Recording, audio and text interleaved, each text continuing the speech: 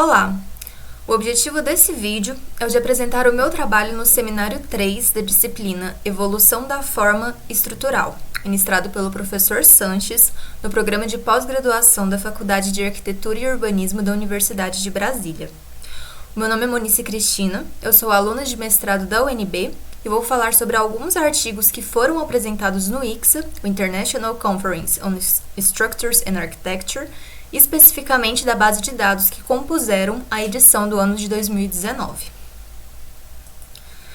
O objetivo desse terceiro seminário é, então, o de analisar as possibilidades e as perspectivas na evolução das estruturas a partir da disciplina Evolução da Forma Estrutural.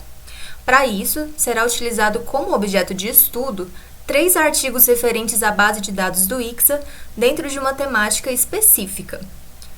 É importante ressaltar que a escolha desses artigos estão relacionados tanto a experiências profissionais dos alunos, quanto aos temas gerais de interesse dentro do programa de pós-graduação.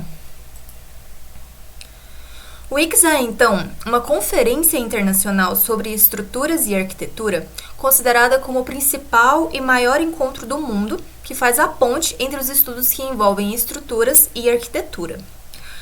As contribuições em aspectos criativos e científicos na concepção e construção de estruturas, em tecnologias avançadas e em aplicações arquitetônicas e estruturais complexas, representam a mistura das novidades científicas, técnicas e práticas apresentadas em ambos os campos.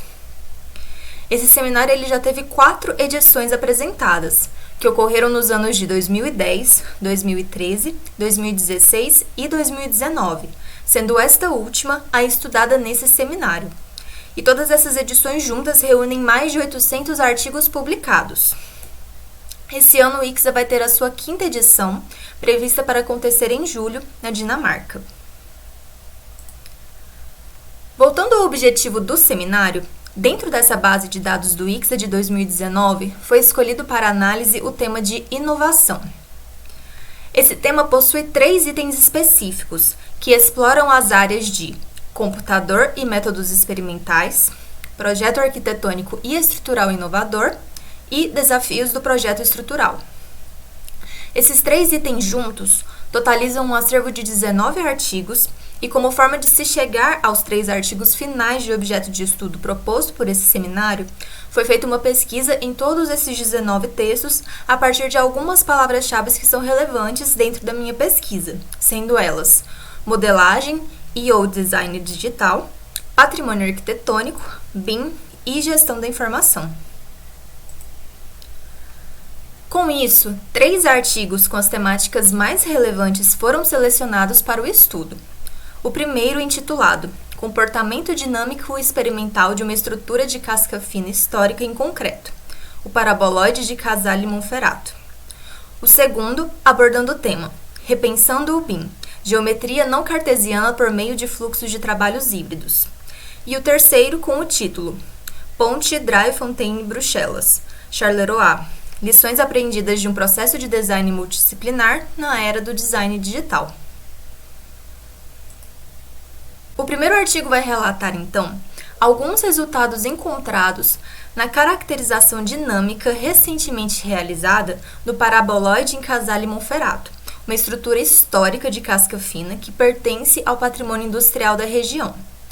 Esse edifício ele foi construído no ano de 1922 e representa o primeiro exemplo na Itália de uma tipologia de construção que teria se espalhado pelo restante do país. Como forma de avaliar o estado atual da estrutura, o edifício foi investigado por meio de diversos testes mecânicos e dinâmicos. E, por fim, esse estudo completo se propôs a ser o ponto de partida do traçado das diretrizes de preservação e restauração dessa estrutura. O texto inicia a sua introdução, então, reafirmando a ideia do patrimônio arquitetônico ser constituído por uma grande variedade de edifícios e monumentos, em termos de tipologia, período histórico, técnicas de construção e materiais. E conforme citado anteriormente, o patrimônio industrial, que é o estudado aqui, e o patrimônio moderno em geral, ainda apresentam várias questões em termos de estratégias voltadas para a preservação ou reabilitação dessas edificações. Inclusive, atualmente, grande parte desse patrimônio industrial a nível mundial não é reconhecido e, por vezes, chega a ser desvalorizado, uma vez que muitos edifícios estão abandonados ou ainda demolidos, estando assim em risco e necessitando de proteção.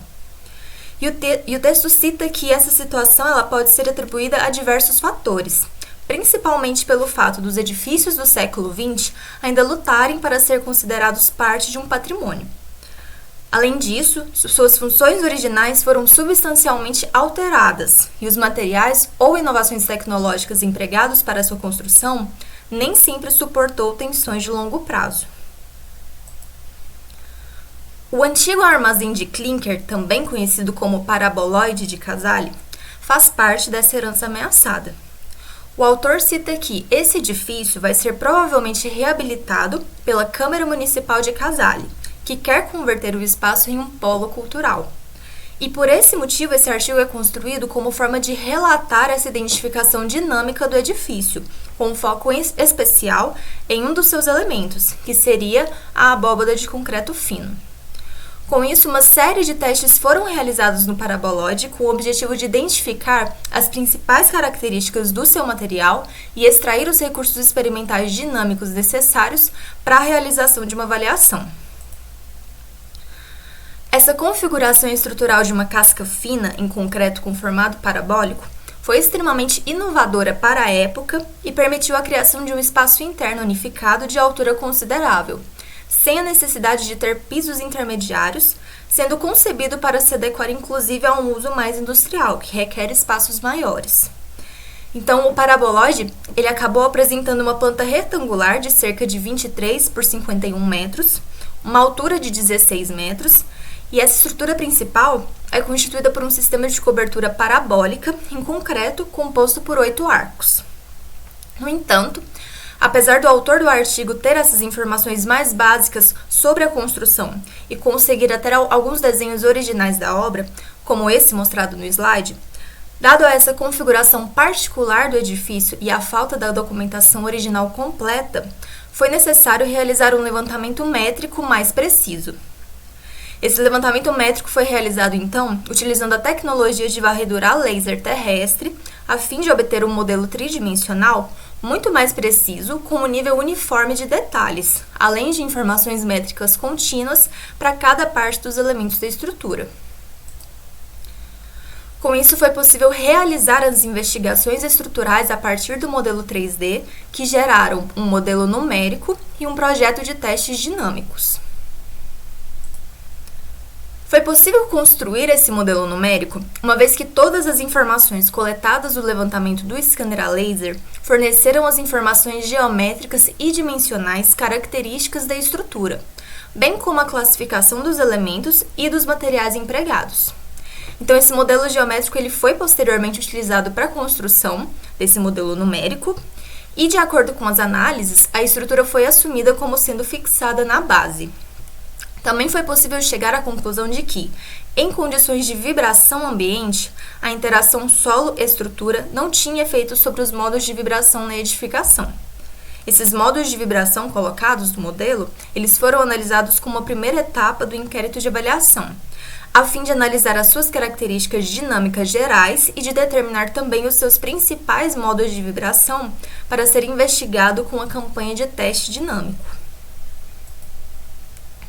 Então, já aqui nos testes dinâmicos, eles foram desenhados para maximizar a resolução espacial das formas modais experimentais associadas aos principais movimentos da estrutura e o número de parâmetros modais, chamados de frequências modais e taxas de amortecimento, a serem empregadas para calibrar os modelos mecânicos.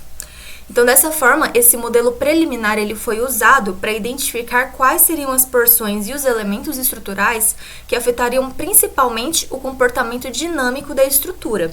E com base nesses modos de vibração, foram colocados alguns pontos de medição para a realização dos testes dinâmicos, como a gente pode ver nas 3 primeiras imagens.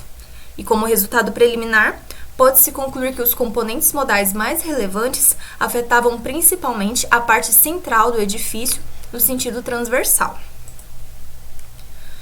Por fim, o autor chegou em um modelo numérico que foi calibrado com os resultados de diferentes testes experimentais, atualizando os parâmetros mais sensíveis até minimizar as discrepâncias entre as características modais teóricas identificadas. E com isso, os modelos resultantes reproduziram de perto o comportamento real do paraboloide em seu estado atual, fornecendo uma base confiável para sua avaliação sísmica. Então, dessa forma, o autor conclui que a combinação de experimentos e dados numéricos permitiram o desenvolvimento de diretrizes de reabilitação mais confiáveis para o edifício. Um deles seria a consideração de que os arcos, de fato, eles vão demonstrar seus elementos substanciais para a estabilidade do comportamento estático e dinâmico de estruturas, como é estudada nesse caso. Já o segundo artigo, ele traz o tema Repensando o BIM, Geometria não cartesiana por meio de fluxos de trabalhos híbridos. Aqui é colocado que a geometria cartesiana ela tem sido comumente empregada como uma referência-chave para o processo de projeto e construção. Com o passar do tempo e evoluções tecnológicas na área da construção, os modos tradicionais de análise geométrica começaram a ser desenvolvidos através de códigos e automatizados por softwares dentro da metodologia BIM. E como forma de repensar essa sinergia digital e analógica no fluxo de produção atual da arquitetura, esse artigo vai propor uma forma de repensar esse sistema, promovendo uma discussão sobre a geometria operacional combinada à aplicabilidade das ferramentas no projeto, com base em suas propriedades, apontando ainda quais seriam as diretrizes para o avanço desses sistemas. Isso porque, de acordo com os autores, uma melhor compreensão de um modelo digital híbrido e de um fluxo de trabalho analógico serviria de grande ajuda para elevar os estudos de design na era pós-digital emergente. Então, aqui é proposto mais um estudo teórico onde são buscadas alternativas à geometria cartesiana dentro do contexto do BIM. Então, logo no início é citado que os sistemas cartesianos que estudam a forma, eles têm sido estabelecidos como referências confiáveis para apoiar a produção arquitetônica. Só que esse modelo de trabalho, ele vai descrever uma cadeia produtiva que evoluiu durante séculos de atividade à medida que foi transferindo e progredindo para as plataformas digitais de trabalho. Então, os modos tradicionais de análise geométricas foram, com o tempo, traduzidos para o código e automatizados através de softwares conhecidos como BIM, ou Building Information Modeling. Como resultado, esses elementos de construção estão sendo mais vinculados a entradas de dados de todos os tipos, inseridos pelas várias partes interessadas que estão envolvidas no processo de construção civil. Tudo isso com o objetivo de alcançar padrões de controle mais elevados. Então, essa geometria cartesiana ela foi integrada a processos de gestão e tomada de decisão delineados por meio da eficiência e da atuação. Mas com o objetivo de automatizar totalmente os padrões de trabalho em todas as etapas da produção, as plataformas BIM estão empregando a geometria desde o início para definir elementos como vigas, telhados, colunas, lajes e paredes, que são comumente representadas por prismas cartesianos. Então, os autores colocam que, no entanto, se a gente combinar os métodos da computação avançada com técnicas mais performativas, essas interações elas podem ser estudadas de forma mais detalhada através de modelos híbridos com conjuntos de dados sendo simulados por meios digitais, visando a criação de novas formas geométricas. Então, esse artigo está se baseando na ideia de que a forma ela pode ser estudada e até mesmo concebida por sua resposta direta a essas entradas de dados externos e internos em uma plataforma digital, já que aqui o design ele pode ser construído através de funções operacionais, considerando ainda que a análise cartesiana não é mais necessária para conduzir o processo criativo desde o início. Então, esse artigo também levanta a discussão do caráter operacional da geometria, combinando com a aplicabilidade das ferramentas em projetos baseados sobre as suas propriedades, apontando ainda certas direções para o seu avanço. E ele vai vincular o BIM às formas de como a geometria pode ser empregada durante todo esse processo de criação. Com isso, os autores listam uma série de benefícios que podem ser trazidos através do emprego de softwares digitais que se comunicam com a metodologia BIM, mostrando inclusive o trajeto dessa evolução. Em um determinado momento, eles citam, por exemplo, que desde a década de 90, os arquitetos começaram a usar computadores diretamente para modelar em 3D as suas ideias, em vez de simplesmente extrudar as linhas 2D concebidas manualmente.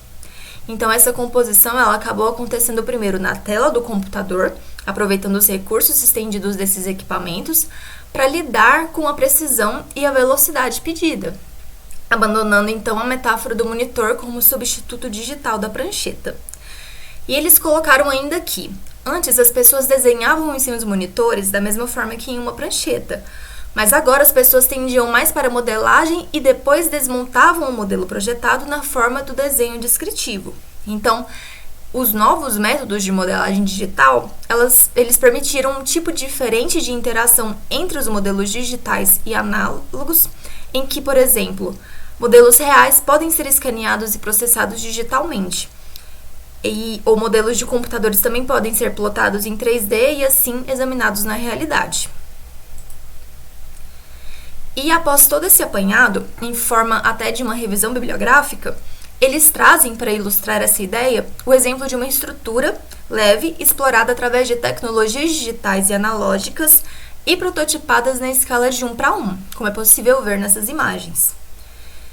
Uma plataforma de trabalho digital e analógica, onde as ferramentas se complementam, foi liberada, permitindo ao digital a tarefa de imitar a construção analógica.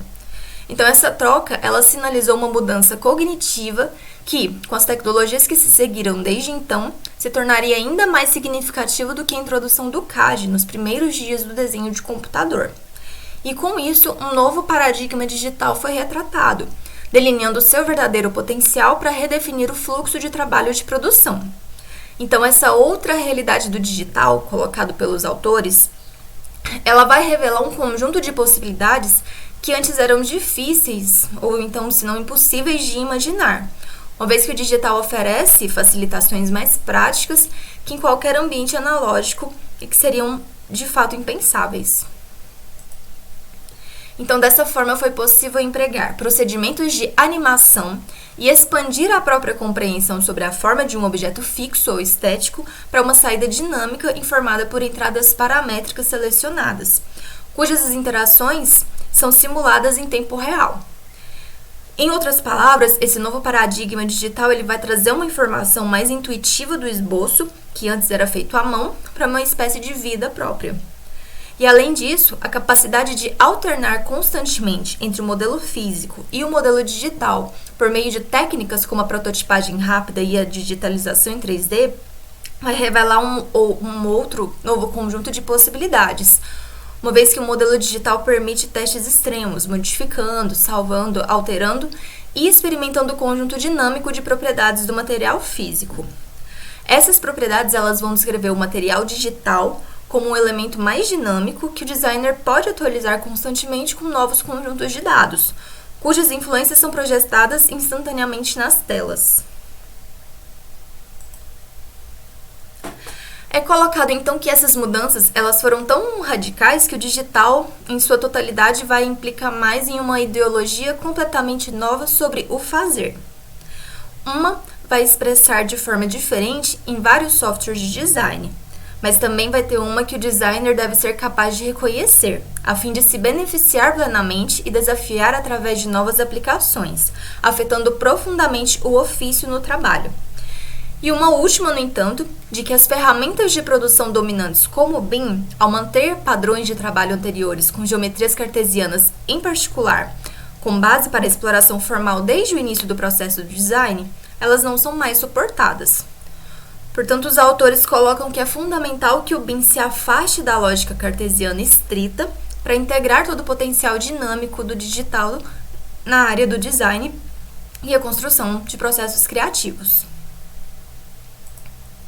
Por fim, o terceiro artigo vai abordar o processo de projeto integral e multidisciplinar de uma nova ponte em arco chamado Drie-Fonteinen sobre o canal Bruxelas-Charleroi, na Bélgica.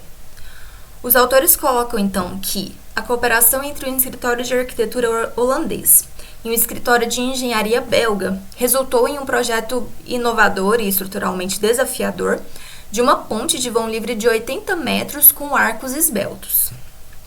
A intenção no início do projeto era projetar a ponte por meio de um sistema paramétrico e adaptativo que geraria uma modelagem 3D utilizando softwares como o Rhino e o Grasshopper. Mas foi acordado, em um segundo momento, a transcrição desses modelos para os programas Revit e Dynamo, para que um grupo de engenheiros do escritório da Bélgica pudesse fazer o uso dessa modelagem, o que possibilitaria a modificação de qualquer geometria dos componentes de projeto de acordo com a estrutura. No entanto, durante a transferência de dados de um programa para o outro, foram encontradas diversas dificuldades que resultaram em uma remodelagem por parte dos engenheiros de toda a ponte.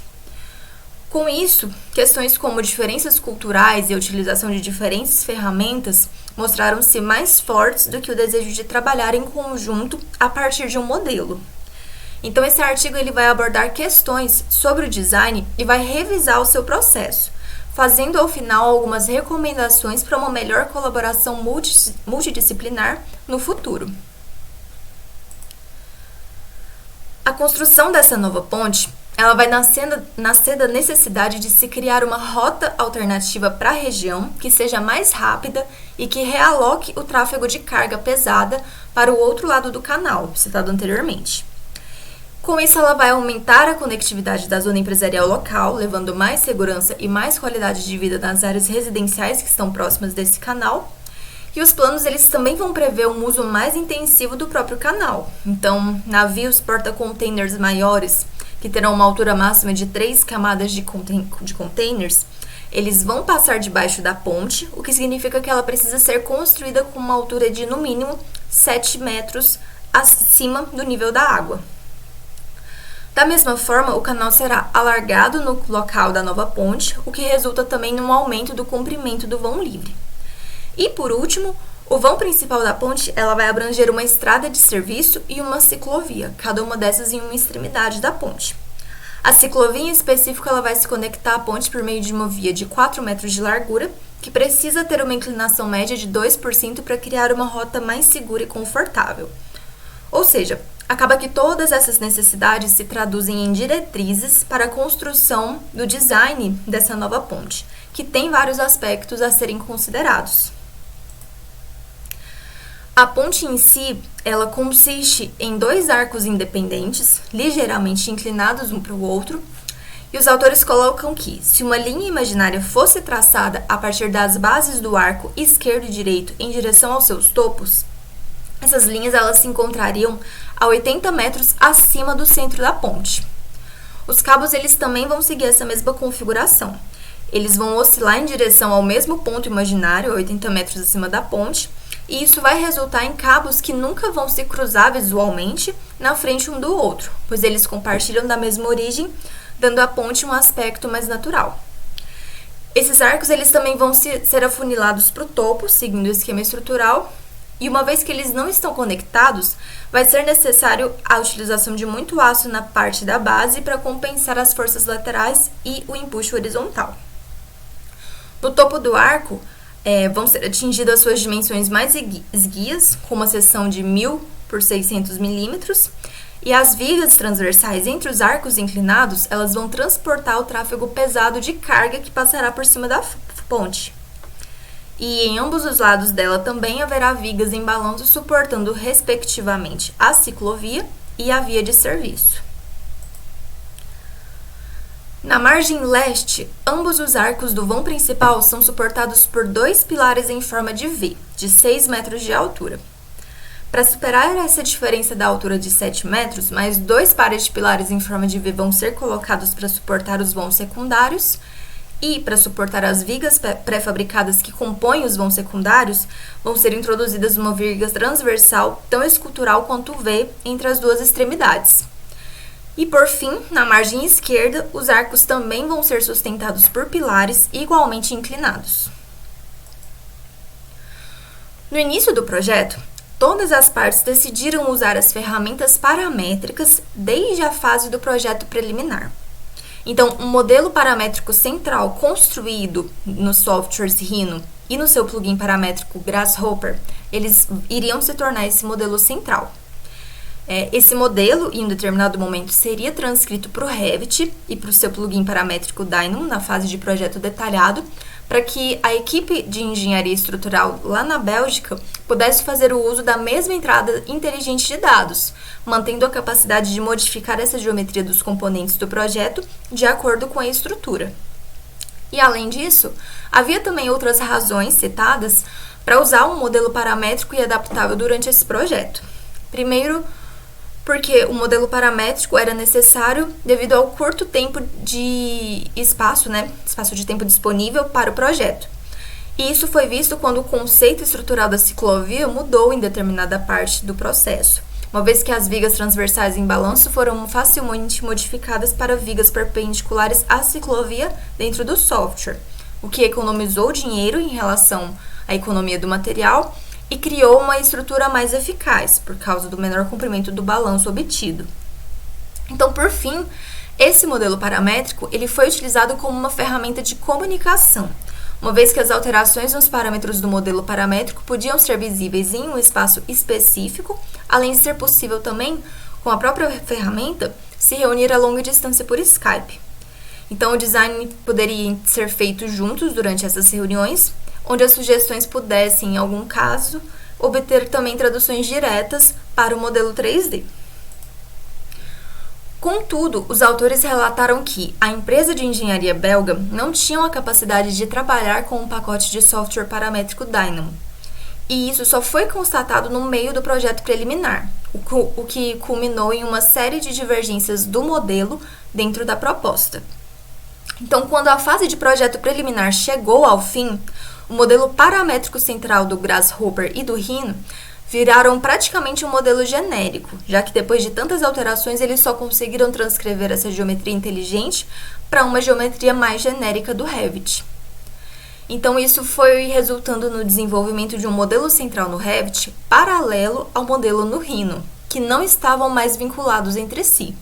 E com isso, várias diferenças importantes entre os modelos foram encontradas. Os autores citam também que, no início da fase de projeto detalhado, todas essas partes tentaram resolver as diferenças entre os dois modelos. Contudo, novos pedidos de cortes de custos e até a falta de tempo durante os cálculos estruturais levaram à criação de projetos mais rápidos que foram implementados apenas no modelo do Revit de maneira rápida e suja. Isso levou a um uso mais limitado do modelo paramétrico para desenhos de detalhes específicos, de materialização e da própria visualização do projeto.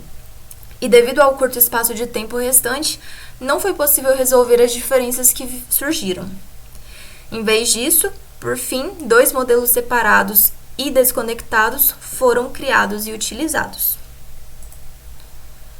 Visualizando todos esses problemas, os autores se propuseram a listar algumas diretrizes que poderiam ser aplicadas em situações semelhantes a essas. Então, eles citam que essa ponte ela é inclusive um dos primeiros maiores projetos onde a modelagem paramétrica é aplicada durante todo o processo de projeto, e que por isso mesmo muitas lições poderiam ser aprendidas e recomendadas para projetos futuros.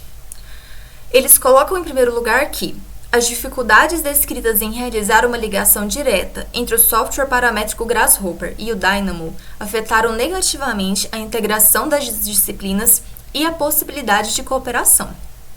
Como solução, foi colocado que, ao desenvolver esse plugin internamente, esse problema ele poderia ser evitado em projetos futuros. Em segundo lugar, é apontado que um projeto bem-sucedido depende muito da colaboração efetiva entre os participantes do projeto, o que vai incluir arquitetos, engenheiros, modeladores e até mesmo os proprietários. E nesse projeto em específico, havia muitos grupos separados de engenheiros por causa dessa distância geográfica.